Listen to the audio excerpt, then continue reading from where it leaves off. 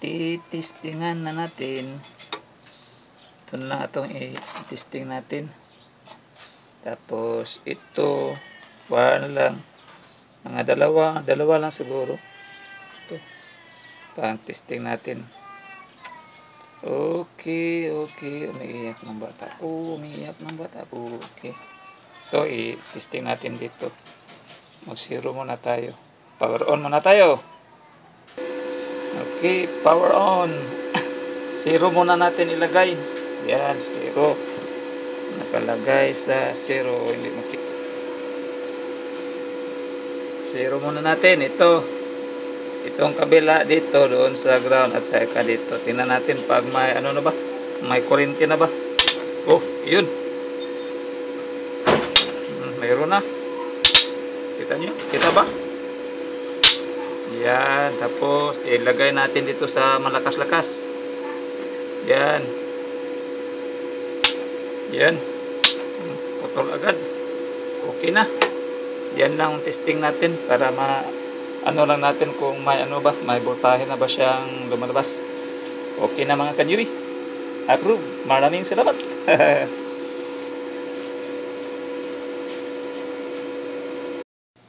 Okay, good morning mga kanyubi. May pina-repair sa atin dito. Ito, welding inverter type ng welding. Tapos ang sira nito mga kanyubi is ito. Ito. Walang power mga kanyubi. Itong welding na ito, walang power. Pina-repair sa atin. So ngayon, tingnan natin. Gagamitin natin quick check muna tayo mga kanyubi. So ngayon, tingnan natin dito. Walang power. So, doon tayo maghanap tayo ng fuse dito sa labas. Walang fuse mga kanyubi. Walang fuse. Wala tayong fuse makikita. So, tingnan natin sa ilalim. Bubungkagin muna natin. So, ngayon, mga kanyubi, ito ang kanyang easy input. Pupulasin muna natin gamit ang long nose. Yan. Pupulasin. Yan, itong dalawa. Ito ang sa AC. So, titestira natin ito. Ito, titestira natin muna. Kasi walang power. Ito siya mga kanyubi. Lagay natin ang tester sa times 1. Mag-resistance check muna tayo. Times 1. Yan, okay siya. Ito ang kanyang plug. Tapos, ito ang kanyang kadugtong. Nakaagi na ito ng switch. Ito. So, testera natin. Ito ang tinatawag nga quick check. Kasi yung iba, madali lang yan. Ano lang yun. Testera natin. Tingnan natin. Wala. Dito sa kabila. Wala rin. So, ano natin ang switch. Off, on, off. Wala. Tapos ito. Oh. Meron na. Meron pala itong isa.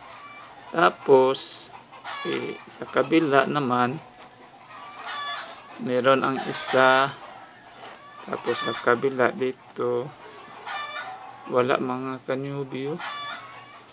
Wala. Isi-switch natin.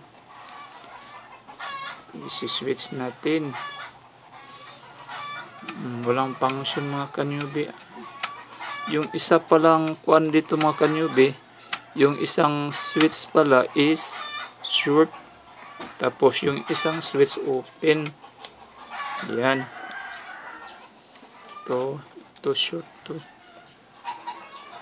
Yan o. I-off na natin mga kanyubi. Walang function. I-on natin. Wala.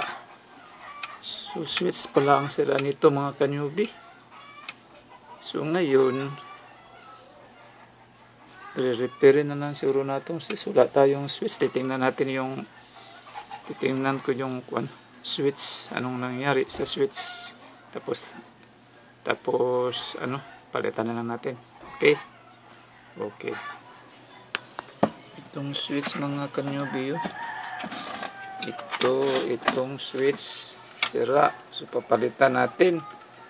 Tapos dito naman tayo maghihiram muna tayo dito sa isang ito okay man to. Kunin natin to, tapos lagay natin dito. Palitan natin mga kanyubi. Baka switch lang sira nito. Okay, papalitan ko muna. Okay mga kanyubi, napalitan na natin ang switch. So titistingin natin pag may kuryente na ba siya. Tapos ilagay natin ito sa EC250. Yan. Tapos dito natin yung yan. May kuryente na ba siya? Pumunta dito. Ito kasi ang papunta dito sa board. So tingnan natin kung may kuryente na ba. Nagpo-function na ba.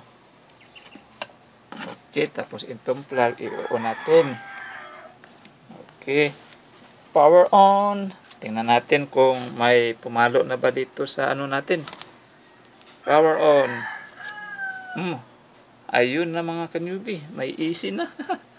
Power off. Switch off. Yan. Switch on. Yan. Switch off. Okay na mga kanyubi. May kuryente na tayong pumasok dito sa welding. So titistingan natin mga kanyubi. I-load natin mga kanyubi. Okay. Baka yun lang.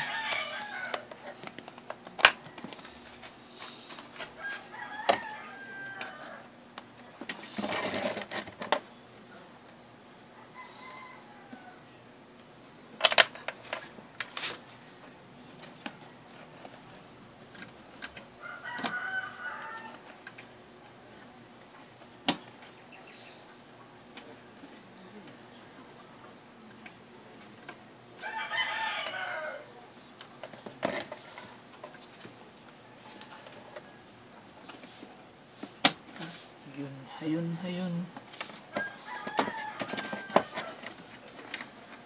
Okay. Ito na ngayon mga kanyubi, ang plug, i-on natin. Ano nangyari? May kuryente namang pumapasok. So tingnan natin pag mag-on na ba siya. Power on. Ayun. Kita niyo mga kanyubi. Maandar na mga kanyubi. Maandar na. Tapos tingnan natin ang kanyang voltage. Napapunction ba? Ito. Tingnan natin. Ayos mga kanyubi. Napapunction na mga kanyubi. Yun lang pala. Yun lang ang sira nito. Welding na ito. Yung switch lang. Yan, ang dali lang. Minsan, ang repair natin mga kanyubi, ang dali lang. Yun lang ang sila. Yung switch lang, napalitan natin. Yan ang tinatawag natin quick check mga kanyubi. Okay? Maraming salamat mga kanyubi sa pag-watching. Sana nakatulong tayo sa inyo kahit konti mga kanyubi. Okay. Yan. Okay, balik na. Switch lang pala. Saka, yung mga may-ari dyan sa welding, pag may welding kayong ganito, walang power, so titingnan ninyo muna yung fuse, at saka kung may fuse. Pag walang fuse, switch, kasi kadalasan sira nito, mga switch, mga kanyubi, yung mga welding na ayaw mag-power, switch lang minsan ang sira. Okay. Approve naman kayo diyan. Power up. Ayaw mag-off. Yan. Power on. Yan. Okay. Ayos. May na-share naman ako sa inyo kahit konti. Okay. Ayos na.